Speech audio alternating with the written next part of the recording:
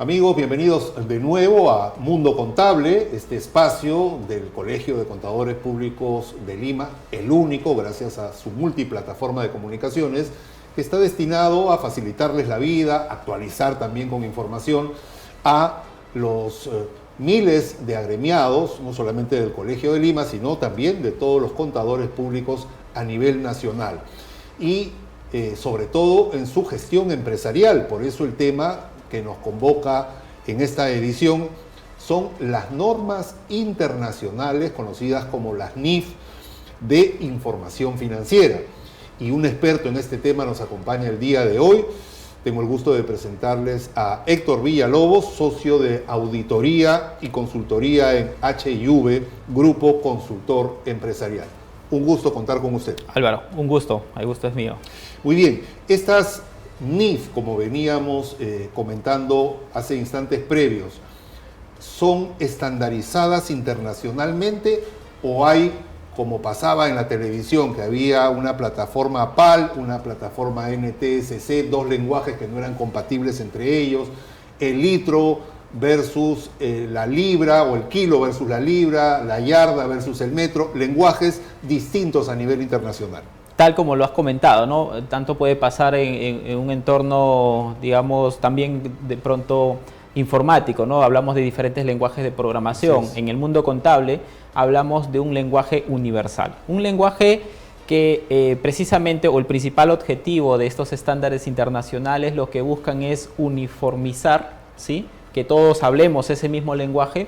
¿Para qué? Para que en este mundo globalizado las empresas puedan, uno, reflejar su realidad económica, y los usuarios de la información financiera, que en este mundo globalizado ya no se encuentran solo en un país, sino pueden estar en diversos países, puedan conocer la información financiera bajo estos estándares. Y esto implica bajar incertidumbre y, por cierto, bajar riesgo de inversión. Efectivamente, porque al tener ya una información financiera, que si bien es cierto es de propósito general, estos estándares denominados de estados financieros permiten conocer la situación económica y financiera de una empresa, y el inversionista va a poder conocer cuál es la situación para, en función a ello, obviamente avalado de algunos estándares adicionales, de alguna investigación que le permita conocer si realmente me resulta beneficioso o no resulta beneficioso invertir en esta empresa. Ahora, ¿no? Estas dos variables, hay que añadirle la variable de la situación política también de los países, que no es igual de sólida a nivel internacional. Esta variable no la podemos manejar en el mundo contable, ¿no es cierto? Ya este es un tema de gobierno. ¿En qué medida se ven afectadas estas normas internacionales por la coyuntura política de un país? Correcto. Si bien es cierto, como bien comentas, no pueden controlar, pero a través de la aplicación de estos estándares internacionales me van a permitir reflejar el efecto del impacto político o social que pueda representar en una economía. Si una empresa o un sector económico tiene mayor incertidumbre por algún impacto social, o por de pronto la entrada en vigencia de alguna norma, de alguna ley, pues efectivamente va a tener un impacto en sus resultados, en sus ingresos, y eso se va a ver reflejada en sus estados financieros. Por tanto, va a reflejar esta situación, ¿no? Por ejemplo, si yo estoy escaneando, como se dice comúnmente, a proveedores internacionales, y uno me ofrece un producto ligeramente más caro, pero viene de un país estable, y hay otro que me ofrece un poquito menos de precio, pero que viene de una coyuntura en donde probablemente hubo expropiaciones, no se respetaron contratos ley, en fin, lo que podría pasar. Pongamos el ejemplo, si es que el próximo alcalde de Lima decide traerse abajo la concesión de los peajes. ¿Qué hace un analista respecto a esas dos variables? ¿Prefiero pagar un poquito más, pero estable, o prefiero correrme el riesgo de pagar un poquito menos en un país en donde las cosas no están muy estables? Correcto. Particularmente lo que se tiene que evaluar es el costo-beneficio, pero yo creo que la respuesta es clara, ¿no? O sea, si yo soy una empresa formal, responsable, no voy a asumir tanta incertidumbre o tanto riesgo por un menos costo de un producto. Entonces, en ese sentido, definitivamente tendría que apostar por lo más seguro, y también viene un tema de prestigio que tengo que cuidar a nivel de institución, a nivel de posición de marca de la misma empresa, ¿no? Estas normas internacionales también son de aplicabilidad para lo que veníamos conversando, seguir el rastro de dinero que se presume producto de un probable lavado de activos, o solamente quedan en el ámbito financiero. Ok, correcto. Si bien es cierto, el objetivo principal es reflejar lo que sucede en una empresa, situación económica, financiera, pero las normas internacionales de información financiera, para que funcionen correctamente, tienen que ir de la mano también con su manual de políticas y procedimientos contables, y esto viene de la par también con un proceso. Si se cumple con todo este paquete donde se involucra a todas las áreas, definitivamente no estaría dando lugar a que pueda existir algún tipo de caso, ya sea de fraude o un tipo de caso de repente de lavado o de activos o financiamiento contra el terrorismo, que puedan estar camuflados o involucrados dentro de la situación o dentro de un negocio. ¿Cada qué tiempo se actualizan estas normas? Estas normas deben ser una vez que la empresa, ¿sí?, o la compañía decide adoptar, tendría que aplicarse en nuestro día a día. O sea, cada vez que hago un registro de una operación, tendría que tomar en cuenta el criterio contable establecido bajo estos estándares internacionales. Es nuestro día a día, ¿de acuerdo? Obviamente, a donde se le va a dar más énfasis es a la fecha de presentación de la información financiera. Por ejemplo, si la gerencia me pide estados financieros de manera semestral, de pronto no lo actualizo durante los últimos 5 meses, pero en el último mes le estoy actualizando. Como mínimo, tenemos la obligación de presentar información financiera, aunque sea una vez al año, en este caso, en nuestro país, al 31 de diciembre. Las grandes consultoras, llamadas estas las 4 grandes, tienen escrupuloso manejo y actualización diaria de ambos sistemas. Por supuesto. Definitivamente todas las firmas que están en el mundo de la consultoría, obviamente has dado un buen ejemplo, en el caso de las famosas Big Four, conocen, manejan este mundo de normas internacionales de información financiera, ya que realizan dentro de uno de los rubros que estamos hablando de la auditoría, bajo estos estándares internacionales, ¿no?, independientemente de la aplicación de las normas internacionales de auditoría que aplican. ¿Cuál es el error más común que puede cometer una empresa que a la postre le puede costar una gran posición en el mercado por no aplicar estas normas internacionales? Ceñirse mucho en el lineamiento tributario, pensando que la legislación tributaria es quien me establece mi tratamiento contable. Muchas veces a los colegas en algunos eventos o en algunos cursos suelo decir el tratamiento contable versus los parámetros o lineamientos tributarios. A veces se dice tratamiento contable versus tratamiento tributario, y es como que nos deja la duda de que existe una contabilidad bajo normas internacionales de información financiera y existe otra contabilidad tributaria. No, la contabilidad es única, es una sola bajo estos parámetros, bajo estos lineamientos de estándares internacionales, pero debo cumplir también con el fisco. Es así que cuando ya tengo mi utilidad contable, mi utilidad financiera, debo llevar estos parámetros o debo aplicar estas condicionantes que me establece la legislación tributaria de cada país para determinar luego una utilidad fiscal sobre el cual voy a pagar mi impuesto a la renta. ¿De acuerdo? Pero no es que la legislación tributaria establezca, en este caso, o rija la contabilidad. Y ese ha sido uno de los puntos más críticos que suelen cometer muchas empresas, pensar de que si cumplo con lo tributario estoy libre de polvo y paja, ¿no? Exacto. Es decir, para tranquilizar al directorio, exhibir un comportamiento pulcro, inmaculado a nivel tributario, pero dejar descuidado el aspecto financiero.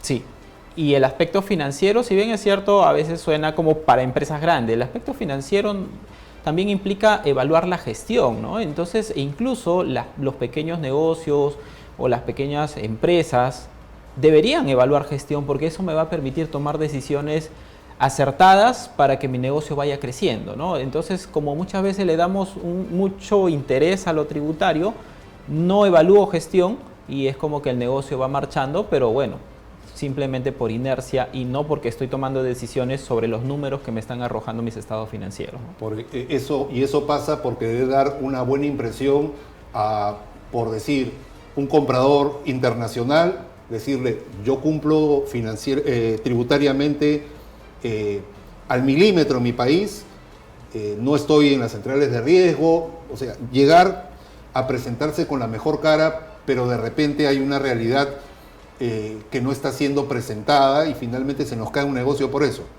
Sí, es correcto. Claro está que un inversionista, más que el aspecto tributario, antes de tomar una decisión o antes de negociar con un cliente, un proveedor, va a evaluar no solamente si cumple con el aspecto tributario, sino realmente si está reflejando su situación económica, si realmente cumple con ciertos procesos que le permitan mitigar los riesgos en su compañía, ¿no?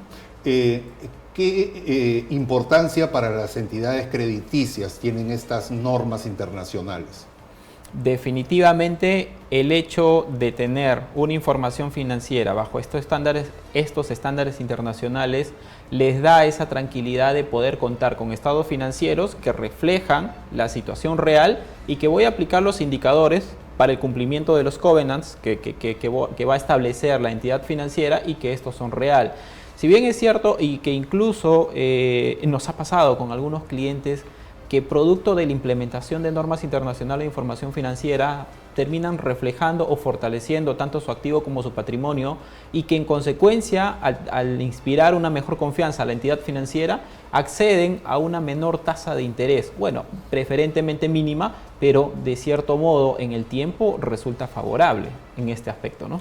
¿A partir de qué categoría, micro, pequeña, mediana, gran empresa, debe el área contable usar permanentemente, valerse de las herramientas de las normas internacionales de información financiera? Bien, en el esquema general, porque se habla de normas internacionales de información financiera, las famosas NIF plenas, hoy en día se está dando, al menos en nuestro país, porque también existen las NIF para las pymes, en nuestro país se está dando recientemente un poco el impulso a la aplicación de normas internacionales de información financiera para las pymes. ¿De acuerdo? Desde el 2013, bueno, en la resolución 013 del 2014, perdón, del PRODUCE, donde se establecía para efectos fiscales y laborales, para otros aspectos, la definición de pequeña, micro y pequeña y mediana empresa, mientras que por el lado de la norma, de la propia sección de las NIF para las pymes, nos dice que puede aplicar NIF pymes a aquellas empresas que se encuentren con la obligación de pronto de reportar a usuarios de la información financiera, que no necesariamente son aquellos que cotizan en bolsa, porque aquellos que cotizan en bolsa, NIF plenas. Entonces, como que se ha venido generando una especie de turbulencia o de pronto que no ha estado muy claro el panorama, pero tanto desde el 2021, donde ya se ha aclarado este segmento, ¿sí? Un poco para alinear y que en nuestro país tengamos más claro la obligación, estamos hablando de un rango desde las 150 UITs de ingreso hasta las 2.300 UITs de ingresos, le correspondería la aplicación en este caso de las NIF para las pymes, y aquellos que están por encima de las 2.300 UITs hacia adelante, hacia arriba, les correspondería la aplicación de las NIF plenas. Eso de pronto a modo de estandarización, particularmente a veces me preguntan y me dicen, pero si yo soy una empresa que está por debajo de las 2.300 UIT, pero soy una subsidiaria de una empresa que ya está en NIF plenas. Exacto. Y debo aplicar pymes y después de 2 años cuando mi ingreso suba voy a aplicar plenas. Mi recomendación a título personal diría, de frente aplica NIF plenas.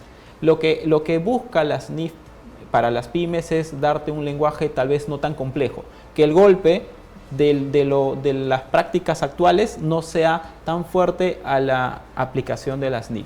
¿Por qué? Porque son un poco más resumidas, no son tan complejas, pero conforme va creciendo tu negocio ya tienes que aplicar esta complejidad para reflejar la realidad. ¿Y qué pasa si en mi país, aquí en el Perú, yo estoy catalogado como una mediana empresa, pero en otro país soy una pequeña empresa? ¿Las normas son iguales? ¿Cómo estandarizar si mi categoría aquí es diferente a la categoría en el extranjero? Correcto. En cuanto a la categoría, nos regimos un poco en los lineamientos de aplicación de NIF pymes, que es de la misma sección de NIF pymes, donde me dice, si tienes la obligación de reportar a terceros, ¿sí?